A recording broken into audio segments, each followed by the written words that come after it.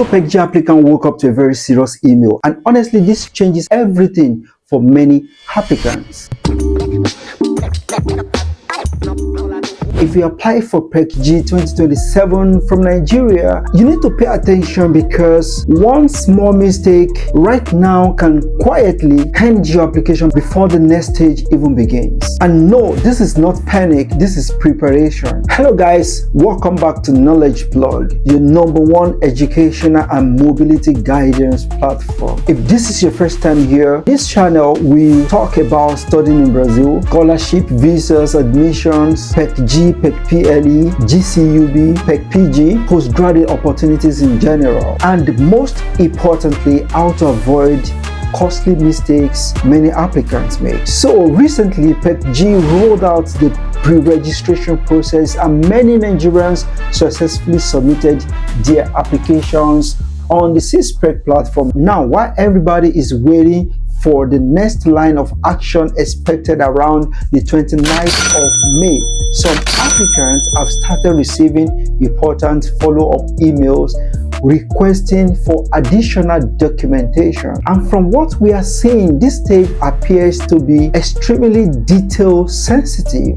The communication emphasizes things like properly scanned WAEC, NECO and secondary school documents, clear and legible files only, no screenshot or blurry snapshot, strict biodata completion, sponsor documentation properly separated, no repeated emails, no duplicate registration. In simple terms, this is not just about submitting documents anymore. It is about proving that you can follow instruction carefully. And honestly, this is where many people lose opportunities. Not because they are not qualified, but because they rush. My brother, my sister, this process is becoming increasingly professional. One thing applicant must understand is this: PEC-G is becoming highly competitive. So attention to detail matters. Your email etiquette matters, your documentation matters, your communication style matters. The purpose of this video is simply to help applicants better prepare and avoid mistakes.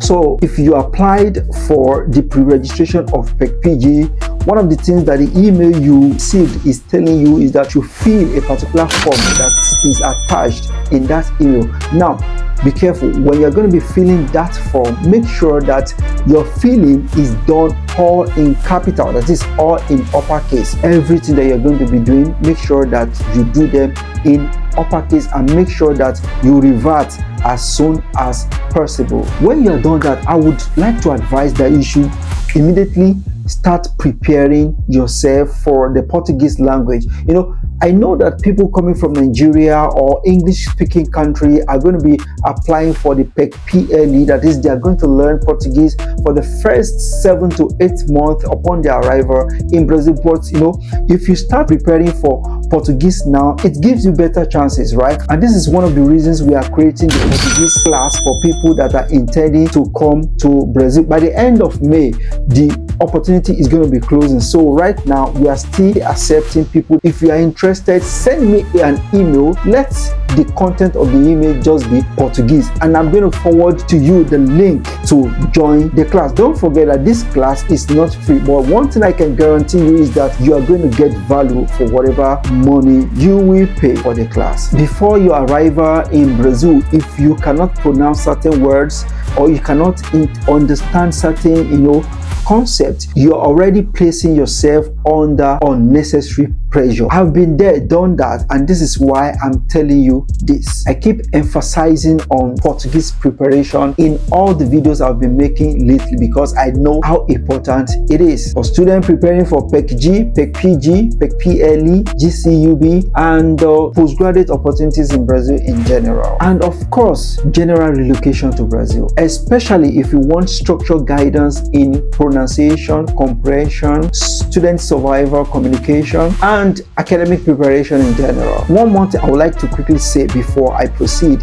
is for those people preparing for the Masters and PhD opportunities in Brazil. I would like to remind you that a weak proposal can quietly destroy a strong academic profile. Needless for me to mention that many universities in Brazil are becoming more selective, so a properly structured research proposal can be the difference between approved and disapproved. So if you need guidance with research proposal development, latest CV, statement of purpose, or admission strategy in general, you can reach out to me via the email. So back to the PEC-G information, I would like to hear from you. Have you received any follow-up communication yet? And what specifically are you struggling with in the application process? Is it the documentation? Is it the Portuguese? I believe you haven't probably gotten to the Portuguese level, or you are finding it difficult to understand the process itself. Drop it in the comment section and I'm going to be responding to you. So again, the form that is attached in the email that you received, if you have gotten yours, if you have received the email already,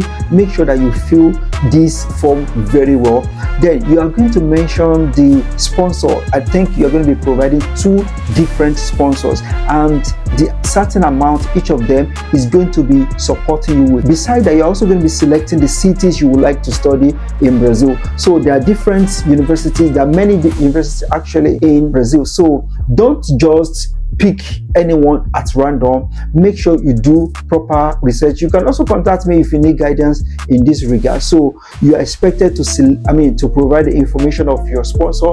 You're also expected to mention the amount the sponsor is going to be supporting you with. In fact, you're also expected to mention the I think the annual income of your sponsor and the amount the sponsor is going to be supporting you with upon your arrival in Brazil monthly. So all of this thing is going to be done in dollars. So don't do this mentioning of the figure in naira or in your local currency. So make sure that it is in dollar, because the general assumption is that dollar is sort of easier for people to understand it internationally rather than you using your local currency. So if you have done that, make sure you send the email back as quick as possible. On the 29th of May, we are expecting the feedback, the shortlisting of those people that has done the pre-registration. We are expecting the list to come out. This is coming directly from Brazil. It is not coming from the embassy. Embassy will, of course, will have access to this, but it is coming directly from Brazil. So from the platform, the CSEC, where you registered, where you did the pre-registration, you would have seen that everything goes directly to Brazil. See, so many things actually changed this year about PEC-G, and some of these things I don't want to talk about them in this video. So this pre-registration is also going to help the body that coordinates this process to know those people that are eligible. You will recall that while you were filling the form, it says that a minimum of 60% as regard the average of your CGP is needed for you to be able to apply in this year PEC-G. So I believe all these things are what they're going to be putting into considerations.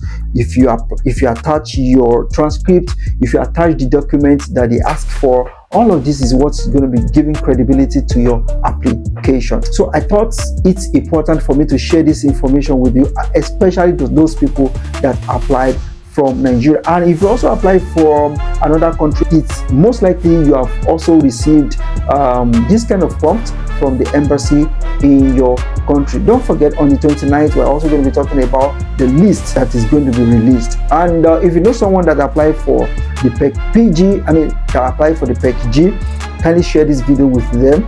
And don't forget to subscribe to this channel if you are yet to. Don't forget to like this video. I will see you in the next one. Até breve. Tchau, tchau.